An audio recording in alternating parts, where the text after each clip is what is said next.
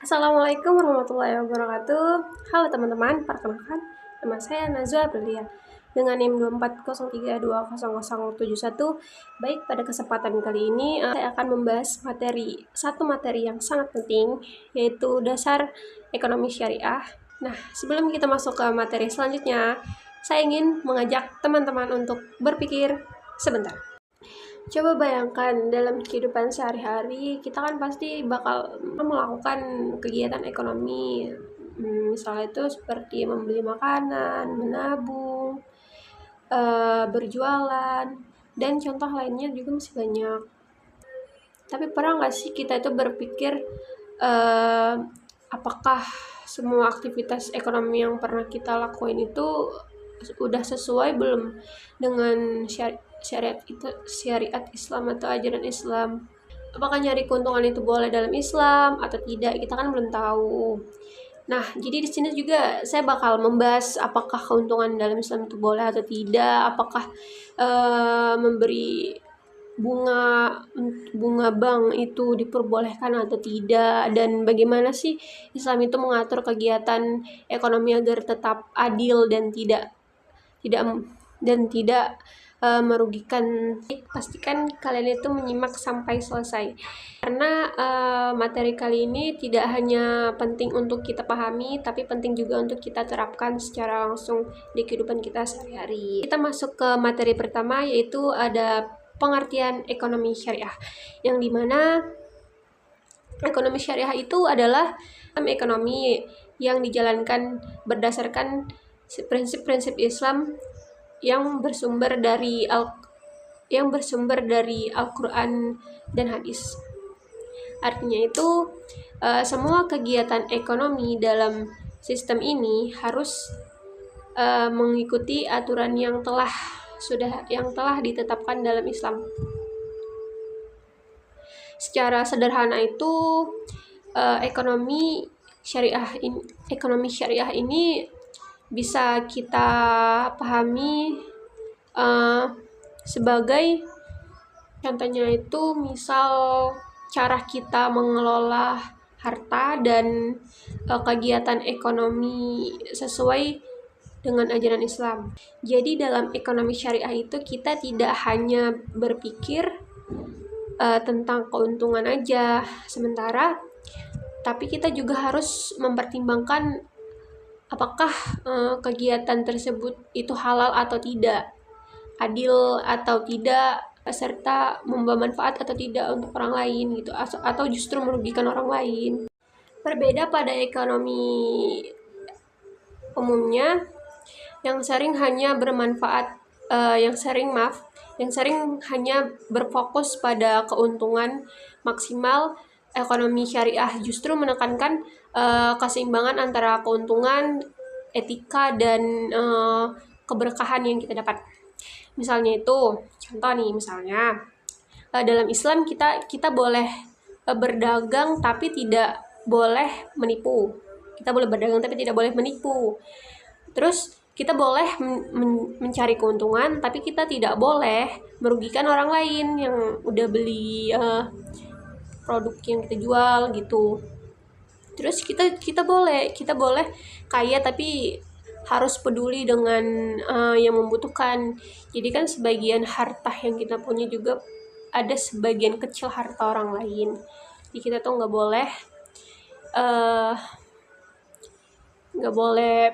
boleh pelit, kita nggak peduli terhadap orang lain, karena sebagian rezeki kita ada juga sebagian kecil rezeki dari orang lain yang ada pada kita.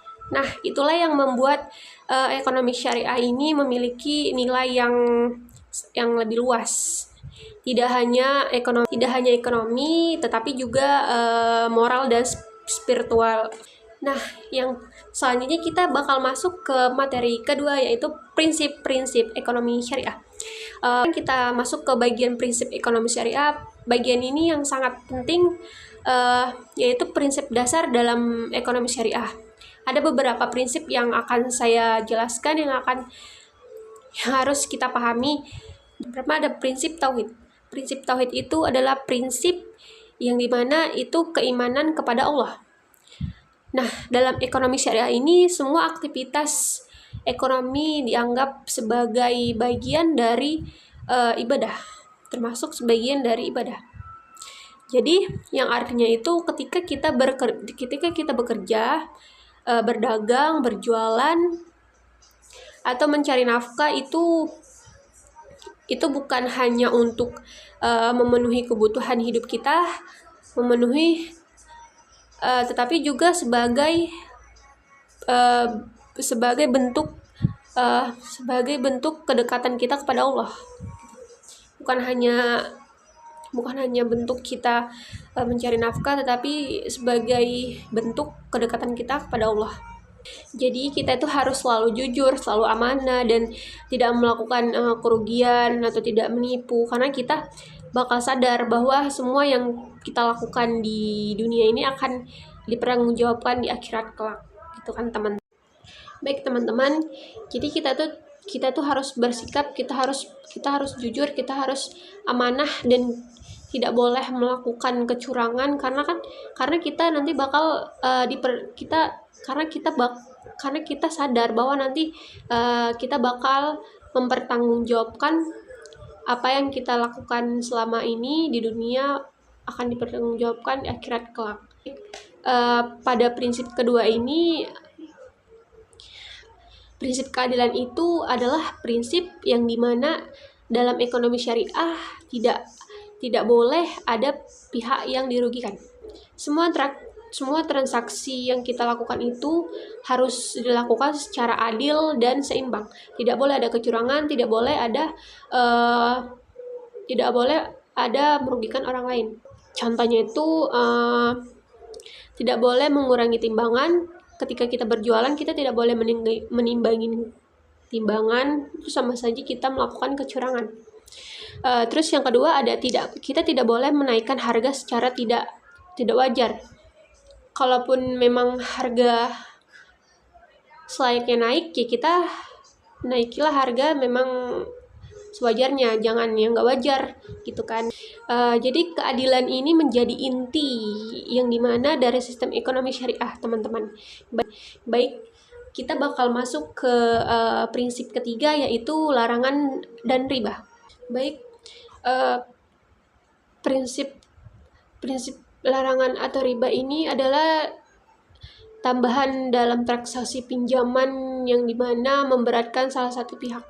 Dalam Islam, riba itu kan sangat dilarang ya teman-teman, karena dianggap itu merugikan orang lain dan itu tidak adil untuk orang lain. Misalnya itu contoh paling sederhana itu adalah harga dalam pinjaman. Misalnya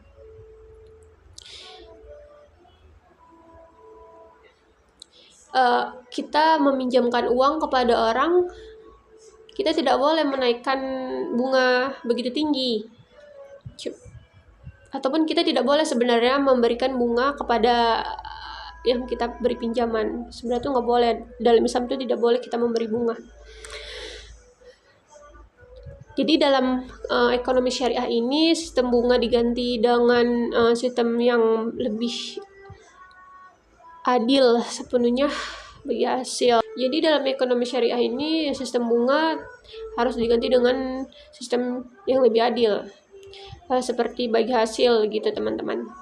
Intinya tidak ada yang boleh dirugikan. Baik, kita masuk ke materi yang keempat, yaitu sistem bagi hasil, yang dimana berbeda dengan sistem bunga. Ekonomi syariah ini menggunakan sistem bagi hasil. Contohnya itu misal jika usaha kita itu untung, keuntungan dibagi. Jika usaha kita untung, keuntungan kita harus kita bagi rata. Dan jika rugi, kerugian juga dianggap bersama gitu, nggak boleh. Misalnya kita mau untung aja, tapi kita nggak mau rugi, itu nggak boleh. Jadi sistem ini lebih adil karena tidak ada yang memberatkan salah satu. Baik, selanjutnya kita bakal masuk ke prinsip yang kelima, yaitu prinsip kejujuran dan transparansi. Dalam ekonomi syariah, semua harus dilakukan dengan jujur dan terbuka. Tidak boleh ada yang ditutupi atau disembunyikan. Contohnya itu penjual harus mengatakan, atau kita saat menjual kita harus mengatakan kondisi barang itu apa adanya. Kita tidak boleh bohong dan kita tidak boleh memanipulasi kualitas barang yang kita jual kepada orang lain. Kita juga tidak boleh atau kita tidak boleh membuat iklan yang menipu pembeli. Contohnya misal kalau kita menjual HP bekas gitu, HP second kepada orang lain, jadi kita tuh harus bilang kualitas HP-nya tuh gimana. Misal ini baterainya sudah lemah, terus ada sedikit lecet karena pernah jatuh dan pernah juga diperbaikin gitu, atau HP-nya juga agak sedikit nge-lag gitu. Jadi kejujuran ini sangat penting ya teman-teman untuk kita untuk menjaga kepercayaan kita kepada pelanggan yang ya biar mereka itu bisa beli kembali lagi produk kita, atau mereka bisa kembali lagi datang untuk membeli produk kita. Baik, kita masuk ke prinsip yang keenam, yaitu ada larangan ghorar, yaitu atau larangan ghorar itu atau ketidakjelasan, yang dimana adanya ketidakjelasan dalam transaksi. Dalam ekonomi syariah itu transaksi harus jelaskan. Jadi barangnya apa gitu, harganya berapa, terus khususnya kualitasnya itu bagaimana. Jadi kita tuh tidak boleh tidak jelas atau kita tidak boleh berbohong. Contohnya itu misal contoh yang dilarang ya. Misal kita membeli barang tanpa melihat atau mengetahui kondisinya. Kita membeli membeli sesuatu yang belum pasti ada, itu tidak boleh teman-teman, itu yang dilarang. Terus ada contoh lagi, misalnya kita beli ikan di laut kepada petaninya langsung gitu yang belum ditangkap. Ini tidak boleh karena tidak jelas hasilnya, karena kan hasil di depan mata kita tuh belum ada, jadi tuh dilarang ya teman-teman. Terus contoh yang benar itu misalnya barangnya tuh jelas, terus harganya jelas, kondisinya jelas. Contohnya nih ya, kita membeli ikan di pasar gitu, kan kita jelas ya, kita tahu kondisi ikannya itu gimana, kondisi ikannya itu segar atau tidak, dan kita juga tahu ikannya itu bagus atau tidak, itu harganya juga sesuai sama apa yang kita mau gitu. Kalau misalnya ikannya segar, ikannya bagus, pasti kan kita mau. Kalau memang harganya tuh mungkin cukup mahal ya, tapi kan ya nggak masalah ya, mungkin memang harga pasarnya begitu, tapi kan itu not bad ya, itu worth it ya. Itu pasti, itu kan dia termasuk contoh yang benar, itu jelas contohnya. Jadi kenapa dia harus jelas produknya, karena tujuannya agar tidak ada kita menghindari adanya penipuan atau kerugian antara pembeli dan penjual. Jadi masalah ini berarti semua kegiatan ekonomi harus membawa manfaat, bukan hanya untuk diri sendiri, tapi juga untuk orang lain gitu.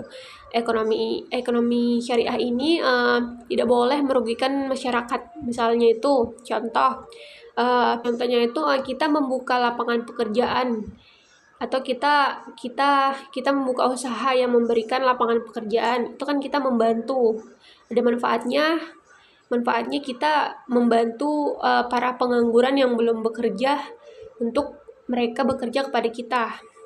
Terus yang kedua itu ada kita menjual produk yang bermanfaat. Terus yang ketiga ada kita tuh kita tidak menjual barang yang berbahaya atau yang haram, yang dilarang oleh Islam. Contohnya itu kita tidak boleh menjual narkoba atau ya gitulah teman-teman. Terus jadi ekonomi syariah ini bukan hanya soal untung atau ruginya aja ya, tapi juga soal manfaatnya yang kita dapat, yang kita jual, yang didapatkan oleh pembeli karena udah membeli produk kita. Jadi kita harus tetap menjaga kepercayaan pembeli terhadap kita, biar mereka tuh mau membeli produk kita, biar mereka tuh mau balik lagi untuk membeli produk yang kita jual. Kesimpulan dari prinsip-prinsip ini semua bisa kita simpulkan bahwa ekonomi syariah ini bukan sekedar mencuri uang, tetapi juga bagaimana cara kita mendapatkan uang itu dengan halal, dengan secara halal, tidak merugikan orang lain dan tidak secara haram. Cara yang halal, cara yang jujur, dan cara yang adil. Dan yang paling penting itu semua dilakukan untuk mendapatkan keberkahan Allah. Kita bakal masuk ke materi selanjutnya, yaitu konsep kepemilikan dalam ekonomi syariah. Baik, teman-teman, jadi di sini kita akan membahas lebih dalamnya lagi ya tentang konsep-konsep dalam ekonomi syariah. Dalam ekonomi syariah itu kepemilikan harta tidak bersifat mutlak ya teman-teman. Artinya manusia bukan pemilik sebenarnya, tetapi dari harta tersebut, tetapi melainkan hanya sebagai pengelola atau pemegang amanah. Baik, jadi pengertian kepemilikan dalam ekonomi syariah itu adalah hak seseorang untuk mendapatkan suatu harta, tetapi seseorang itu konsep kepemilikan dalam ekonomi syariah. Jadi konsep kepemilikan dalam ekonomi syariah ini adalah di mana seseorang untuk memanfaatkan suatu hartanya, tetapi dalam batasan atau dalam aturan yang mesti ditetapkan oleh Allah. Jadi dia tidak boleh melanggar yang tidak ditetapkan oleh Allah, teman-teman. Jadi walaupun kita hanya memiliki harta, kita tetap memiliki tanggung jawab dari harta tersebut yang udah diberikan.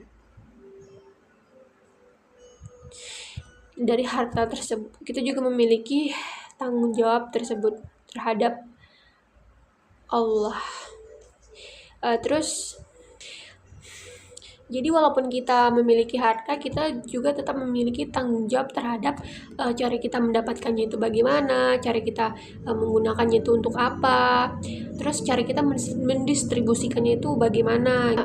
Jadi di sini kita akan membahas jenis kepemilikan. Ada 3 jenis kepemilikan. Jadi kita akan membahas 3 jenis kepemilikan. Yang pertama jenis kepemilikan individu, yang kedua jenis kepemilikan umum, dan yang ketiga jenis kepemilikan negara. Baik, kita akan masuk ke jenis kepemilikan yang pertama, yaitu jenis kepemilikan individu, yang dimana kepemilikan individu ini adalah hak seseorang atas harta tertentu yang diperolehnya dengan cara yang halal. Dalam Islam kita pasti mengakui hak individu untuk memiliki mengakui hak kepemilikan individu harta ini, tetapi tidak membolehkan penggunaan yang merugikan orang lain. Contohnya, seseorang memiliki sawah, boleh digunakan untuk bertani. Seseorang memiliki uang, boleh juga digunakan untuk usaha. Namun tidak boleh digunakan untuk riba, tidak boleh digunakan untuk usaha yang haram. Gitu teman-teman. Baik, kita masuk ke kepemilikan yang kedua, yaitu kepemilikan umum. Karena kepemilikan umum ini adalah harta yang diperuntukkan bagi masyarakat dan tidak boleh dimiliki secara pribadi. Contohnya itu mungkin sumber daya tertentu dianggap sebagai milik bersama karena menyangkut kebutuhan hidup banyak orang. Contohnya air, jalan, sungai, terus hutan gitu. Jadi jika dimonopoli dan pasti kan merugikan masyarakat. Baik, kita masuk ke kepemilikan yang ketiga, yaitu kepemilikan negara. yang dimana kepemilikan negara ini adalah harta yang dikelola oleh negara untuk kepentingan rakyat. Contohnya, misalnya negara bertanggung jawab untuk mengelola dan mendistribusikan harta tersebut secara adil, secara merata. Contohnya pajak, terus hasil tambang, terus pendapatan negara. Nah teman-teman, jadi dari contoh kepemilikan negara tadi kan contohnya ada hasil tambang ya. Jadi dikelola negara karena nilainya itu besar. Salah satu nilainya besar. Yang kedua itu berdampak luas bagi masyarakat.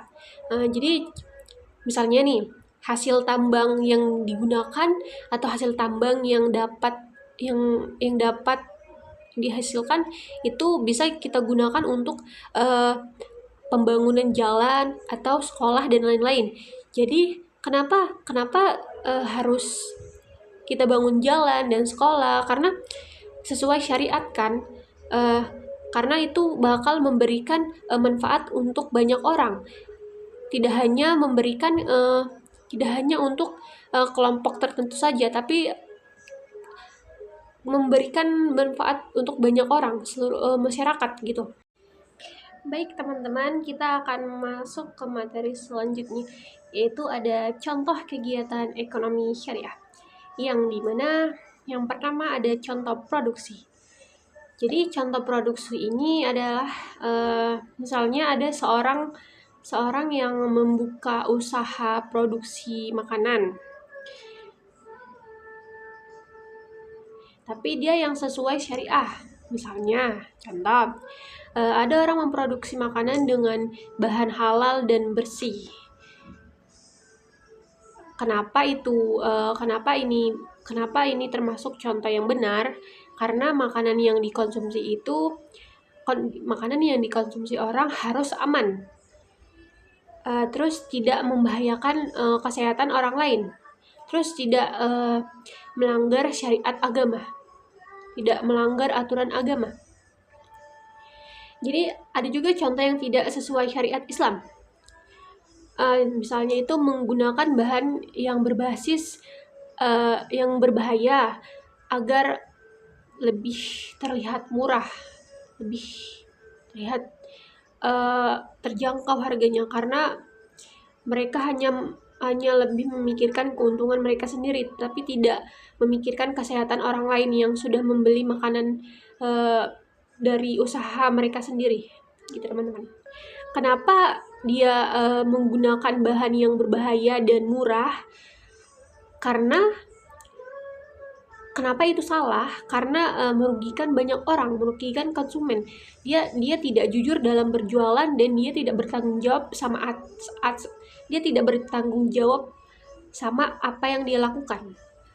Dan dia dapat membahayakan kesehatan orang lain. Baik, kita masuk contoh yang kedua, yaitu ada contoh distribusi, yang dimana misalnya ada pedagang beras.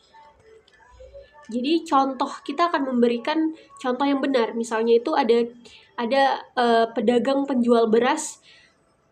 Dia menjual beras sesuai dengan harga pasar yang wajar. Kenapa sesuai dengan syariah? Karena tidak memanfaatkan kondisi orang lain. Terus dia tidak memberikan harga atau tidak menaiki harga. Dia memberikan harga yang masih bisa dijangkau. Dia memberikan harga yang masih bisa dijangkau kepada pembeli. Gitu. Contoh yang salah itu mungkin ada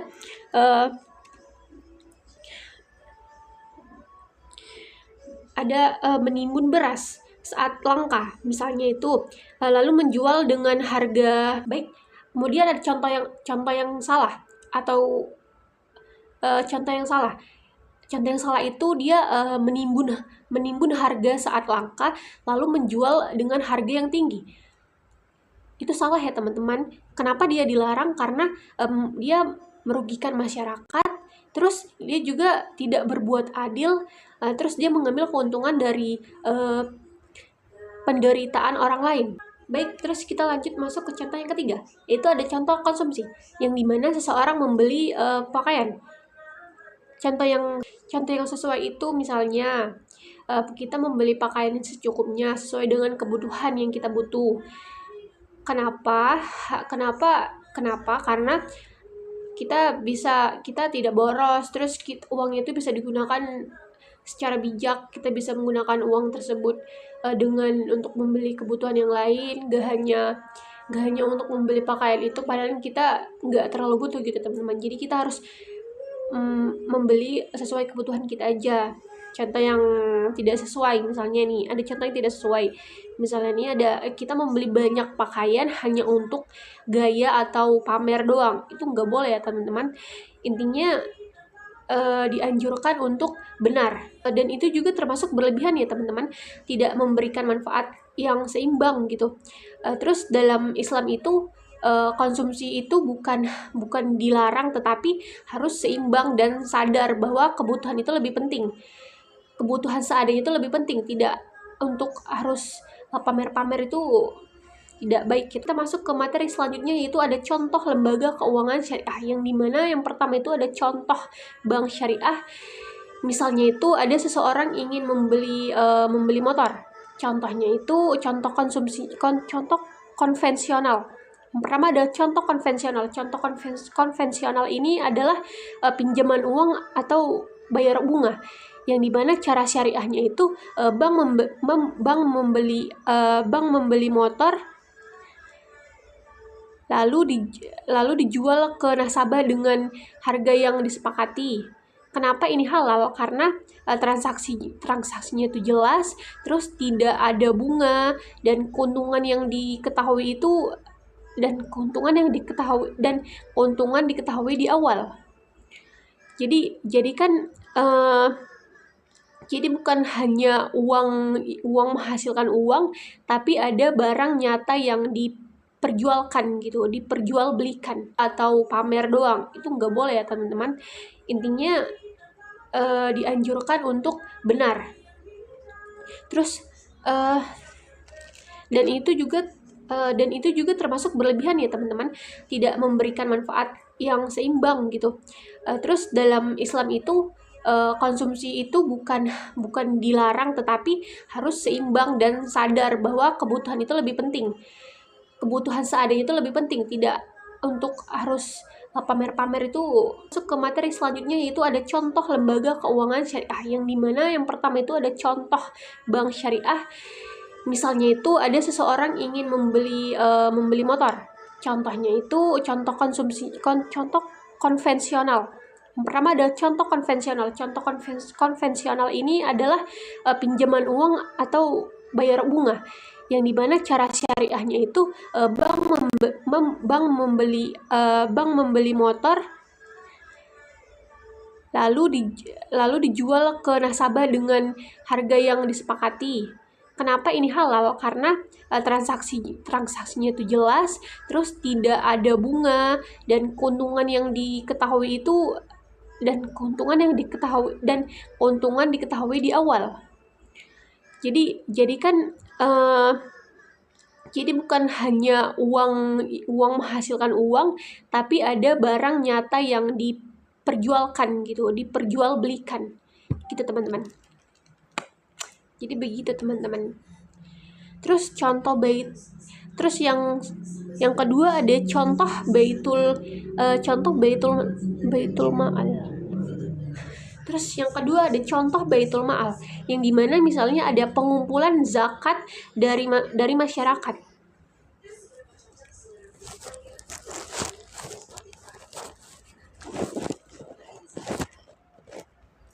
Apa yang dilakukan? Karena zakat itu dikumpulkan lalu dikeluarkan ke orang miskin. Kenapa ini penting? Karena membantu yang membutuhkan, lalu kita mengurangi kesenjangan sosial. Gini teman-teman. Jadi ada contoh asuransi syariah, yang dimana contoh ini itu misalnya ada peserta membayar iuran. Jadi di mana jika ada yang terkena musibah, dana itu digunakan untuk membantu gitu teman-teman. Kenapa itu halal? Karena sifatnya itu tolong menolong, dan juga tidak ada unsur-unsur merugikan gitu, atau tidak ada unsur-unsur untung-untungan, dan tidak ada unsur merugikan, karena kita sifatnya tolong-menolong. Jadi semua peserta itu saling membantu, bukan mencari keuntungan sepihak. Selanjutnya kita masuk ke materi selanjutnya, yaitu ada contoh akad. Yang dimana ada contoh pertama yaitu ada murabahah, yang dimana misalnya ada kita membeli laptop melalui bank. Misalnya bank membeli laptop lalu dijual ke kita untuk dengan harga yang disepakati. Kenapa ini halal? Karena harganya yang jelas dan keuntungannya juga jelas, dia tidak berubah-ubah gitu teman-teman. Terus yang ada contoh yang kedua yaitu mudarabah. Mudarabah ini dia misalnya seseorang mempunyai modal, terus orang lain juga punya keahlian gitu. Jadi mereka itu bekerja sama. Kenapa ini baik? Karena sering membantu, terus tidak memberatkan satu pihak saja. Jadi kesimpulan untuk materi ini, kita dapat menyimpulkan bahwa contoh-contoh ini kita bisa memahami bahwa ekonomi syariah itu bukan sekedar boleh atau tidaknya, tetapi boleh atau tidak boleh, tetapi menjawab pertanyaan apakah ini adil, apakah ini bermanfaat, apakah ini merugikan orang lain atau tidak. Jadi kalau jawabannya itu adil, jujur, memberikan manfaat, maka itu sesuai dengan ekonomi syariah. Selanjutnya itu ada dasar hukum ekonomi syariah, yang dimana teman-teman, ekonomi syariah itu tentu tidak dibuat tanpa sadar. Semua aturan dalam ekonomi syariah ini memiliki landasan hukum yang jelas dalam Islam. Jadi dasar hukum ekonomi syariah itu berasal dari Al-Quran yang pertama, terus yang kedua ada hadis, dan yang ketiga ada ijma, terus yang keempat itu ada kias. Kita masuk ke yang pertama, Al-Quran. Al-Quran itu adalah sumber hukum utama dalam Islam, yang dimana di dalam Al-Quran tersebut terdapat banyak ayat yang mengatur tentang jual beli, terus larangan riba, kejujuran, zakat, dan keadilan dalam ekonomi. Salah satu contohnya itu adalah larangan riba ya teman-teman. Jadi Allah itu melarang manusia untuk mengambil keuntungan dengan cara yang merugikan orang lain. Contohnya, misalnya kan seseorang itu meminjam uang kepada temannya karena sedang kesulitan ekonomi. Terus, namun orang-orang memberikan pinjaman menerima tambahan pembayaran yang sangat besar gitu. Tambahan pembayaran yang sangat besar yang dimaksud tersebut itu akibatnya bakal orang yang meminjam semakin kesulitan membayar utangnya. Dalam Islam kan tindakan seperti itu tuh dianggap gak adil ya teman-teman, karena memanfaatkan penderitaan orang lain untuk mendapatkan keuntungan pribadi.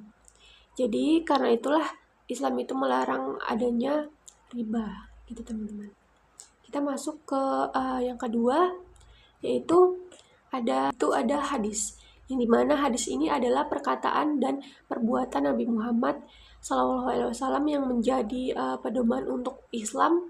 Dalam hadis itu banyak dijelaskan tentang pengertiannya, terus kejujuran dan dalam berdagang, dan ada juga larangan menipu dan pentingnya amanah.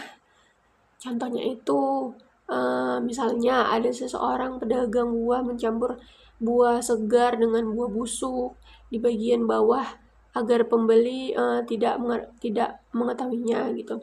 Terus mungkin juga pedagang tersebut itu mendapatkan keuntungan lebih banyak, tetapi tindakan itu termasuk penipuan. Dalam ekonomi syariah ini kan perilaku tersebut itu dilarang ya teman-teman. Perilaku tersebut termasuk perilaku penipuan, karena merusak kepercayaan dan merugikan pembeli.